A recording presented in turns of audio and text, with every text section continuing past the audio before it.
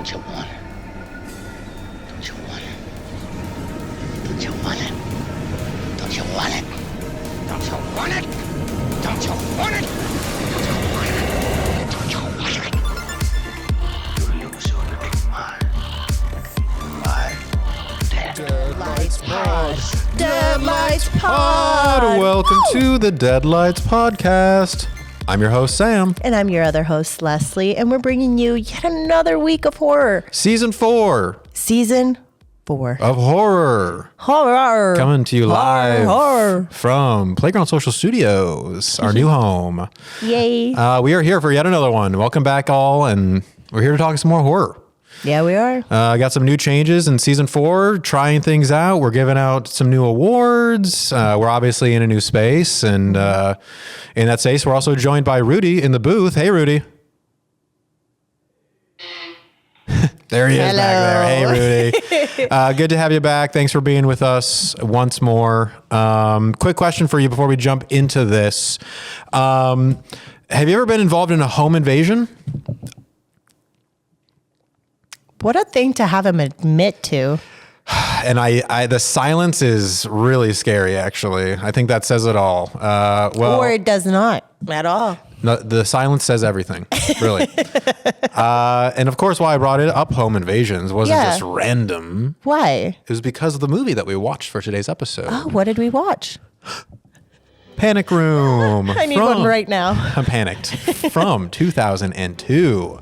Directed by David Fincher. Written by David Koepp. A divorced woman and her diabetic daughter take refuge in their newly purchased house's safe room when 3 masked men break in, searching for a missing fortune. Ooh. Creepy. Yeah. What would you like a panic room in your house? You know, it is kind of appealing just because the cool gadgets in there. You know, you have this super fast closing door. You got all the video camera, the security camera feeds in there. I have one in my house. You have a panic room? Yeah. Where is it? In my bathroom. It's my bathroom. It is your bathroom. Yeah. So you're saying that you have security camera footage? Oh, yeah. The whole shebang. Okay. I have my iPad, so I know that someone's tapping into me at all times. I have my phone as well in there. So, yeah, I have cameras. Yeah. You're causing me panic right now. Think about you in your panic room. Yeah, my prized position in there. You'll never know. So, I mean, I think first of all, just general things about Panic Room. We're talking about a pretty well-known filmmaker at this point, David Fincher, director. Yeah. This is kind of in the middle, kind of smack in the middle of his career at this point. So it's going to be kind of an interesting thing to look at the Fincher-isms that we've got going on. And I saw a lot of them. What other movies did he do? I think before this, we're talking Seven. We're talking The Game. We're talking Fight Club. Very grungy. Yes. I love that style. Yes. He, for a lot of his career, was a music video director. So he's got that like 90s grunge style going for sure. And from all the things that I've heard, he's a very, very meticulous director, a very detailed director. And I think from the films that we see that he produces, you can you know a Fincher film when you're watching it. He does have the very distinct style, which is, you know, very admirable for a director to really dig in deep of their style and commit to it. Yeah, they're like aesthetic.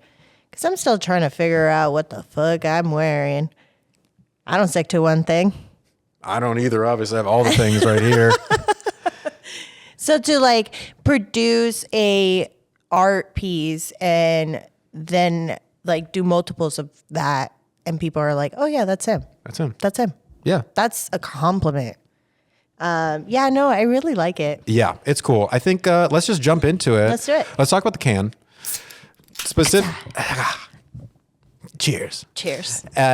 Specifically talking about David Fincher in this movie and those David Fincher styles that we always see. We see a lot of camera movements. We see a lot of tracking shots, dolly shots, seemingly long one-take shots moving in and out of this space. And especially because the entire movie takes place in one location, we are getting to know the space through how he uses the cameras, how he moves through the space. And I think it's really smart. I think his style in that way really works well when you're establishing a space that you're going to become very intimate with for 2 hours.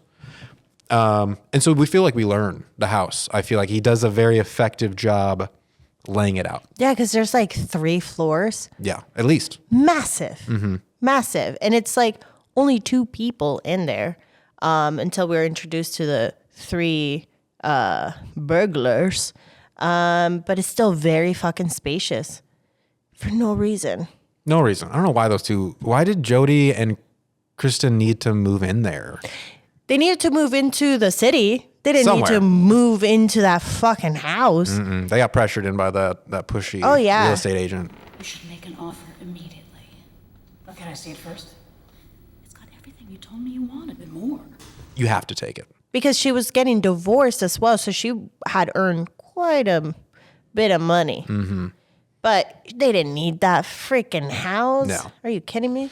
No. But I think that going along with this meticulous style that Fincher has. So first of all, this set is completely built. The conception that David had for the set was that it was like a gigantic puzzle that would come to pieces in any possible way you can imagine to allow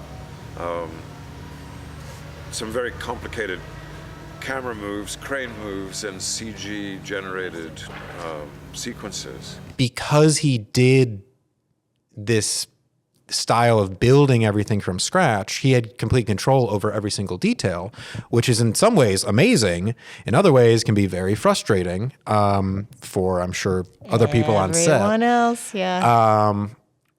But in the end, it allowed him to do exactly what he envisioned, I'm assuming, for the most part.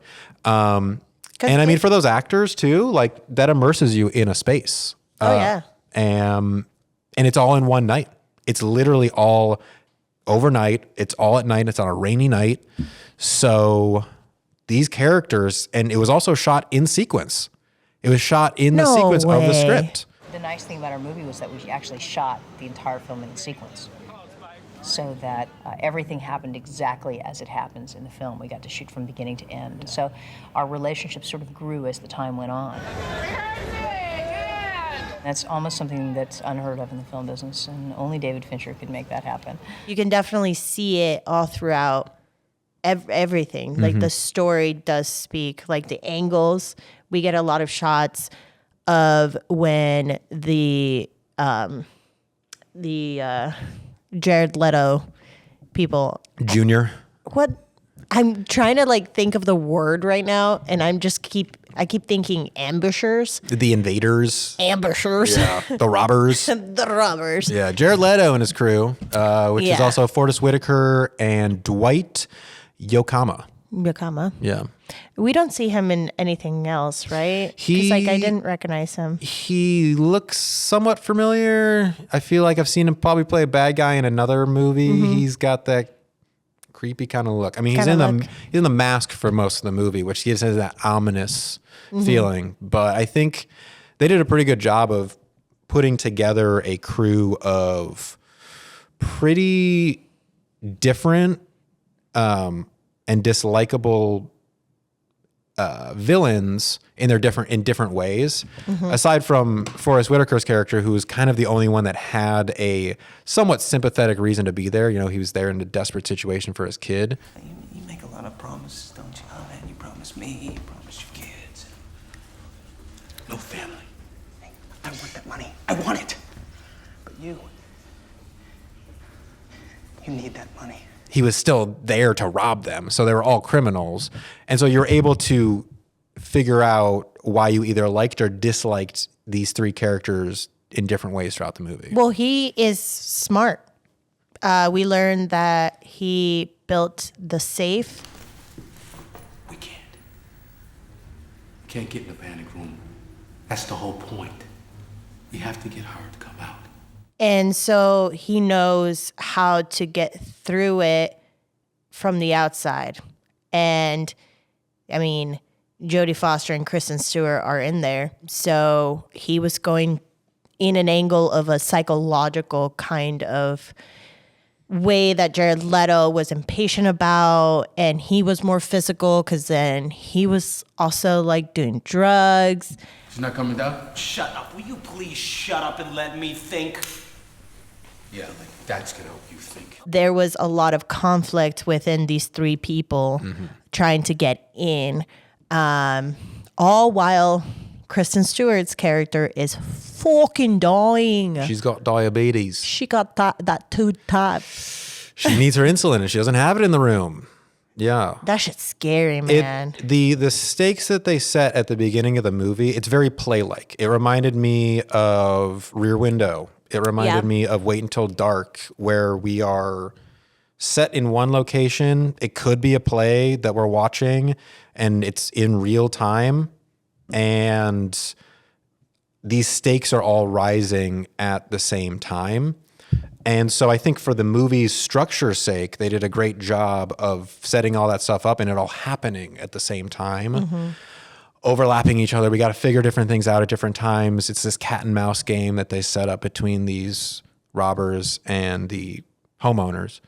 So it was smart. It was smart. And then this meticulous style that David Fincher has got going, it's very fluid. The storytelling is fluid. The cameras are fluid. It's working together pretty well. And I mean, Jodie Foster is great. You know, I think she's a great lead, and the character that they have for her is a very resilient, very resourceful, smart She's character. captivating, and she's so soft about it. That's what's so interesting about her, because she also does some very tiny facial expressions, and that's enough for you to understand the emotional depth of the character.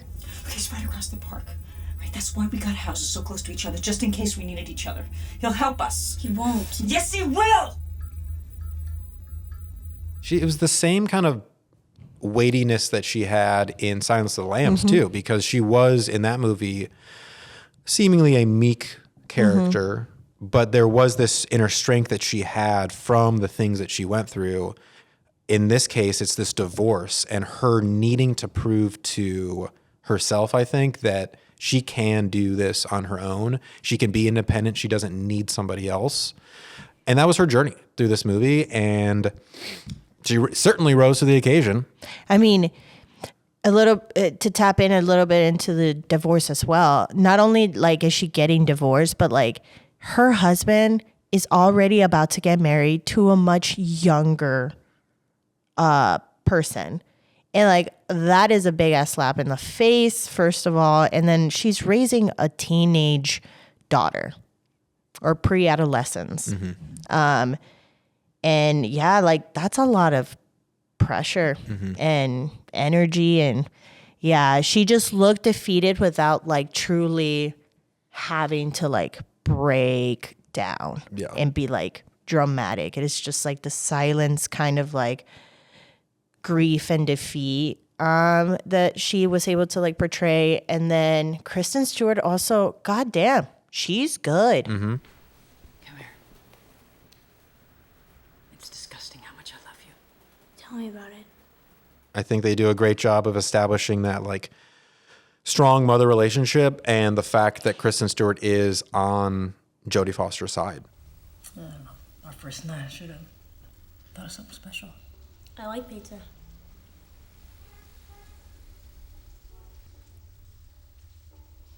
Welcome. That's all she needs to say for them to know that they have each other's backs. And then the rest of the movie they do. And it's Jodie rising to the occasion to protect her daughter. And what a sweet gesture too, after Kristen was just like, fuck him. She was like, hey, don't say that. And then just like kind of rewards her by giving her more Coke because she's diabetic. She shouldn't be having that much sugar. Yeah. And she was drinking wine, she was drinking Coke. And that to me was just kind of like a cheers kind of. That was a sweet moment. Great. As we say, like storytelling without saying it, you know, like showing, not telling. I think it was just, that was a great moment between them. Well, let's get to the meat. Yeah. What are we actually talking about? And, you know, we started to kind of talk about it with Jodie Foster's character. We are following her and her journey through a major life change. So obviously a life change that she didn't want to happen. It was thrust upon her. So now she's forced to put herself in a new situation, move into a new house. It's a new beginning. And with new beginnings comes growing pains. And clearly in this movie, this is a extreme example of a growing pain. And that is, can you protect your daughter on your own in the face of 3 intruders coming into your house? I mean, that's just scary. That's anybody's nightmare. Yeah, just getting robbed in the middle of the night. That first scene when Jodie Foster goes to sleep, and it's a one shot that we have going around the entire house of them actually entering the premises. And it's scary because it has a couple of attempts of them trying to get in unsuccessfully, and then they finally do figure out how to get into the house, which is just this creepy idea of like, if someone really wanted to come into your house, they could probably figure out a way to get in there. Where there's a will, there's a way. Yeah. It felt like they were like bees swarming around this house and finally like got in. And when Jodie needs to fucking defeat these 3 motherfuckers. The only thing is, they forgot the medicine. They weren't thinking about anything because they needed to get into that panic room right away. And so she is trying to get them to think that she is a lot tougher than she is. So she really needs to muster this persona, and her daughter's having to like tell her step by step. Me and a couple. Excuse me. The police are on their way. You're full of Take what you want and get out. If only it were that easy. We're not coming out. And we're not letting you in. Get out of my house. Safe up. So that to me was also very cute because they like needed to trust each other, and they did, and it was so beautiful. But then Kristen Stewart starts fucking panicking. You feel okay? Yeah. Shaky? No. Chills? Please. Don't worry about me. At first, she's trying to put on a tough front, not trying to show it to Jodie Foster how bad she actually needs her shot. But eventually, obviously, she can't hide it anymore. And that's when we're pushed to extremes to get out of the room, get the medicine, get the cell phone, go through all of these tasks to make sure that her daughter is safe. That obviously pushed her beyond what she thought she could ever do. And she does eventually get to a place where she does get out of it. And by the end of the movie, she's feeling better about obviously being able to protect herself. They're moving also. They're getting out of that fucking house. Probably way smaller, less stories. I mean, this is the reason why having a huge house could be problematic in more ways than one. But like, imagine having so much room that you can't even hear somebody getting in. That's creepy too. It's like they're on the 4th floor, robbers are on the 1st floor. They can talk, they can walk around, and you They have no were idea. being, I mean, pretty loud. Yeah. What if she has a gun? Who are you? I'm Raoul. Not the best burglars in town. Absolutely not. Yeah. Clearly.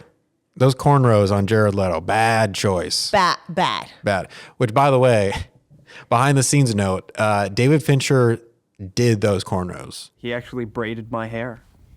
A lot of people don't know this about David, but he spent a big part of his youth in the islands and learned how to braid cornrows. What does this man not know how to do? I don't know. All Little right. tidbit for you there. All right, so he just needed to show off. Like I said, he's very meticulous. Very meticulous. Well, braids are very meticulous.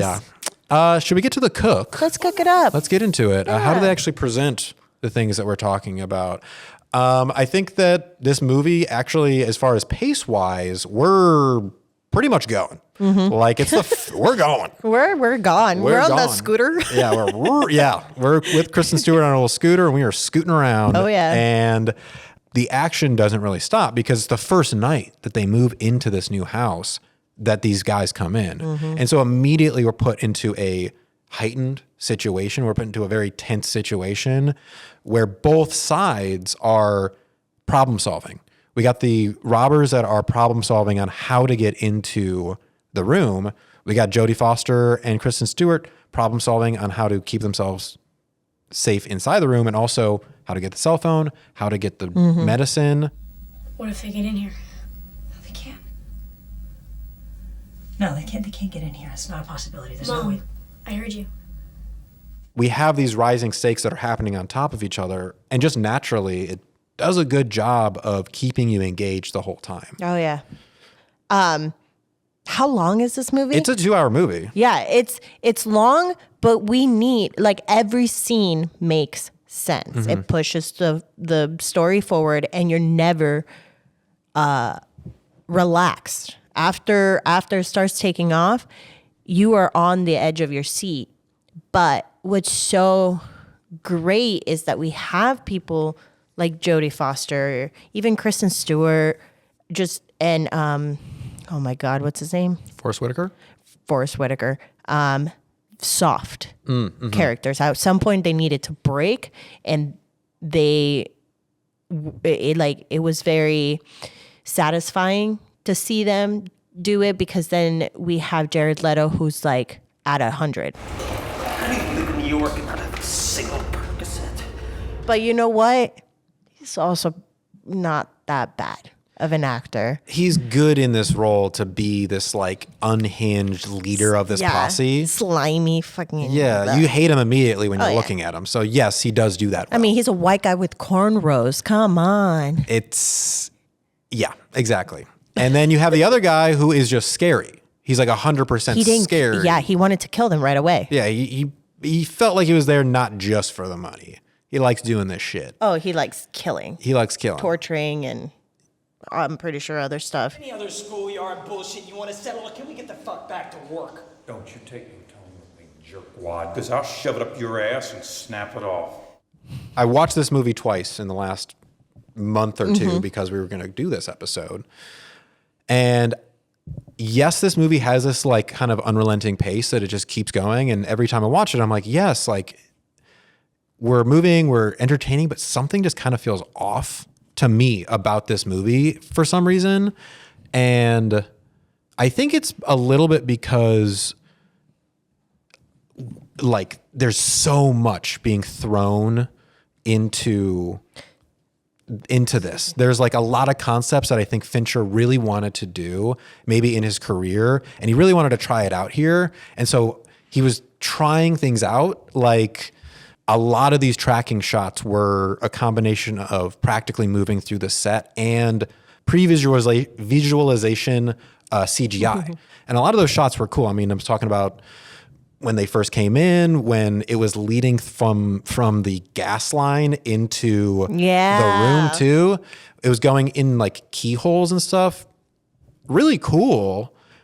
It was like a lot though. It was a little too much. It was a little like, come on. It started giving me Spider-Man, Tobey Maguire's Spider-Man. Yes. So much. Yes. Because I think we use that of like the early 2000s of just being like, look at how high tech we are.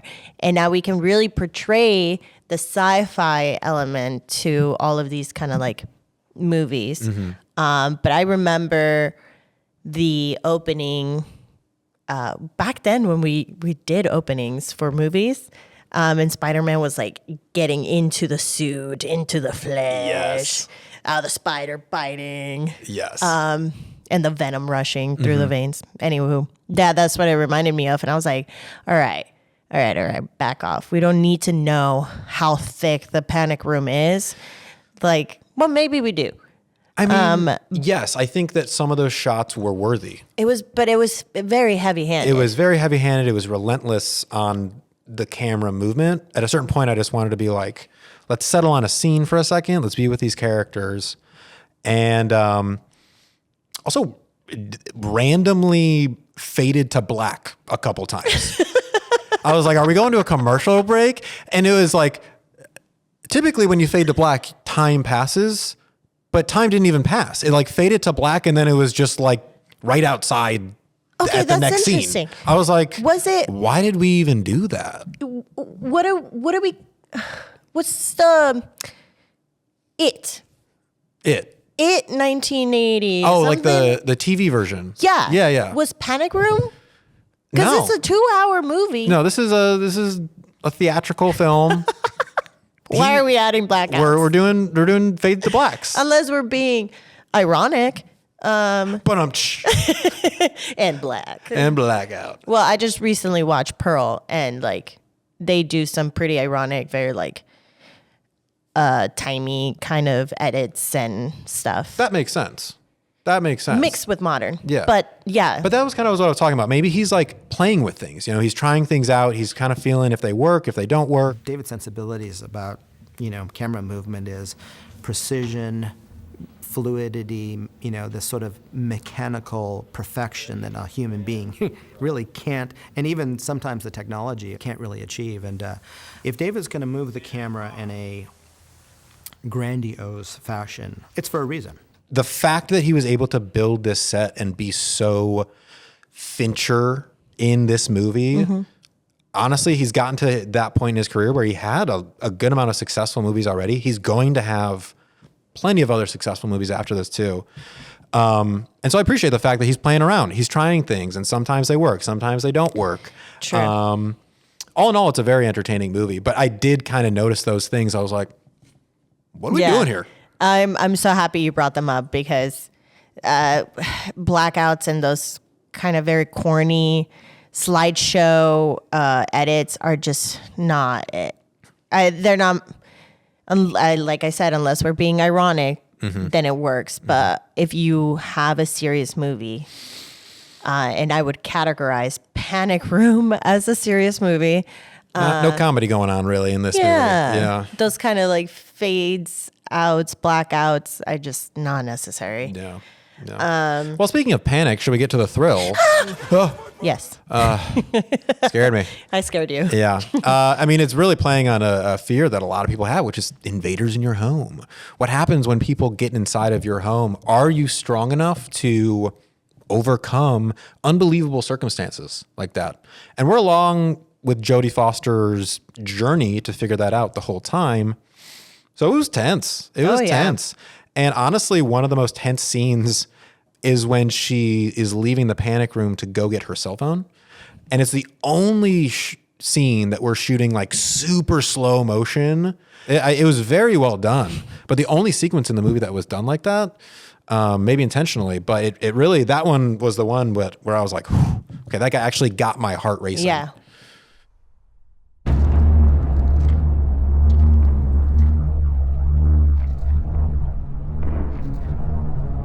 The music, I think, was really good. Underneath all this stuff, it was like this drumming, I think, that was like really prominent. And yeah, it had that effect of getting your heart rate going very intentionally. I'm sure Fincher was in the music room too, telling. I mean, if he's detailed. He's through the whole process. Oh, the whole thing. Yeah. Yeah. And the crew that we had as the Intruders, like we already said, I mean, I think it was a good trio of guys that had different reasons to be there. And also I do like the fact that they kind of destroy themselves. But the fact of the matter is, there's still $3 million in this house, and no one but you and I even knows it's here. And $100,000, that's not enough. Not for this bullshit. I want a third of whatever's in that room up there. How much is really in there? Hey, I'm talking to you. Answer me. Okay, fine, there's more. And when were you gonna tell us this minor economic detail? Doesn't matter now, it's totally fucking moot. Raul kills Junior and Dunbar kills Raul in the end. So they are their own downfall, which I think was a nice way to kind of wrap up. And also, to let us know that like money is the root of all evils. Regardless of what you need it for there. Like, it shouldn't be any excuse to barge into someone's home, especially when you're going to be endangering the life of a child. Yeah. You And know? that was, I'm glad that Forrest Whitaker's character, Dunbar, had that moment at the end because he was the only one that we really sympathized with in the trio. His Because his own son is freaking dying. he was there because of his child. He didn't realize that there was going to be a kid in the house. He didn't want that ever to happen. So he did have that redemption moment at the end where he was able to come in and save Jodie and Kristen Stewart and ended up getting caught. Rightfully so. You know, he deserved to get caught for breaking in and terrorizing them. And then the money is all just like Gone. blown away because they were like certificates. It was like old money. Bonds, which I don't even know what the fuck that is. But yeah, now it's in the We're wind. poor. It's destroyed. Yeah, I ain't gonna have a bond. It's like 22 million in bonds. Yeah, no, I have 7 bonds. Whoa, 7 mil. 007, baby. All right, let's get to the ride. Let's write it out. Let's ride it out. Beep beep. Like I said, I mean, it's a pretty fast-paced movie. There's really no downtime except for the beginning and the end when we're not inside the house. Once we get inside the house, whoop. I mean, we're off. they truly nailed everything down. So we couldn't get out. We could not get out. That was another thing. It was very trapping. You know, they were trapped in the panic room, but then the intruders ended up screwing down all the windows and all the doors. It's like, oh yeah, you want to be in there? You're not getting out. No. Yeah. Scary. Scary. Very So, yeah. scary. So yeah. Yeah. Panic room. I think we did it. I think Just kidding. we did it. David sets an unusually high bar for people, and I think a lot of times he gets, a bad rap because people think he's difficult or so tough to work for. I find him one of the easiest guys in the world to work for, but he does set a high bar, and if people don't like that, maybe they confuse, that high expectation that he knows everybody's capable of from what they're actually prepared to give out. Panic room. Panic room. From 2002. All right, well, let's get to these Smash Pumpkins and our very own custom log lines. And of course, the new edition this year, we're giving out some Creepy Kitty Awards to what we consider the creepiest part of this movie. So I'll go first, I guess. So this is mine for Panic Room. New house available, spacious, huge, and heavily fortified. Everything a newly single mother needs, especially when half of a boy band shows up looking for their tour checks.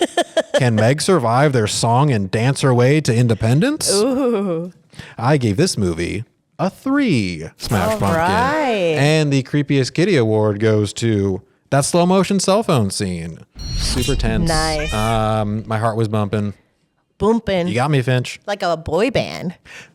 House is bumping. That's a decomoji for you. All right, Leslie. Well, awesome. Minus, yes, you indeed need this very ridiculously spacious house for only you and your child. Perfect for all possible activities like robbery, kidnapping, torture, and more. Comes with a very convenient panic room to spend one-on-one with your loved ones and a one-of-a-kind elevator that you'll only use in case of emergencies like kidnaps, robbery, torture, etc. House up for sale for 4 Jared Leto's cornrows. Ooh. I gave Panic Room a 4. And the kitty award goes to Kristen Stewart's character almost fucking dying. Yeah, she was right there. Yeah, slipping into a coma and death, and you can't control that. Yeah. She did, however, always keep that Kristen Stewart calm about her. She's like, I'm dying. I'm dying. I'm going to slip into a coma. She's like fucking cold. Yeah, no, that I can't imagine needing to be that dependent on anything. I mean, sorry if that sounded insensitive, but that's what makes it really scary for me. The actual, your body fucking hates you so much. Needs it. It needs it. It needs it. Yeah. But anyways. Panic Room. Panic Room. Wow. Jody, Fincher, Whitaker, Stewart, Leto, Yomaka, whatever that guy's name was in The Mask. Wow. You got me going. You got me panicked. You got me panicked. I want one now. All right. Well, cool. Beautiful. Well, thank you for joining us again for another review, and we'll see you next time. You can follow us at the Deadlights Pod, and also check out Playground Social, which is where we're shooting this from. And you can follow me on Instagram, Color Me Leslie. And me at Beep Beep Richie T. But until next time, let's get spooky. Ooh. I'm panicked. My heart. Close the door. I'm dying. Oh, we didn't talk about his hand getting shoved in that door. Owie. Ow. Owie. He deserved that. Oh, yeah. Should have been his penis.